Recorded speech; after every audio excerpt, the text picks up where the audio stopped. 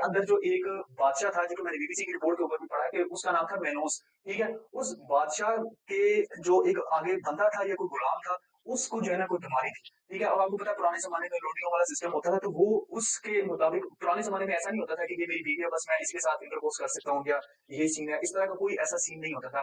वो मुख्तलिफ मतलब एक वक़्त में आप जो है ना वो आपकी इतनी बीवियाँ होती थी या लोडियाँ होती थी, ये पुराना कॉन्सेप्ट चलता था, अभी भी बहुत सारी कंट्रीज़ में है।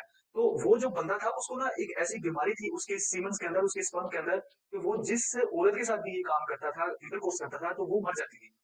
तो तब जो है ना उन वहां के लोगों ने स्टार्ट किया कि यार ये आखिर है क्या, क्यों बीमारी है, तो हम क्यों ना इसकी प्रिकॉशन करें। तो फिर उसने सेव करने के लिए जो है ना वो एक प्रोटेक्शन यूज की, और वो प्रोटेक्शन जो है वो सबसे पहले उसने एक किस्म का जो है ना वो चमड़ा यूज किया, ठीक हो गया। और वहां से ये कॉन्सेप्ट चला कि यार ये भी एक चीज हो सकती है। और ये उसने यूज की थी सेहत के लिए, ना कि प्रेगनेंसी को रोकने के लिए, क्योंकि उससे जो है ना सेहत के मसाइल बढ़ रहे थे उसके लिए।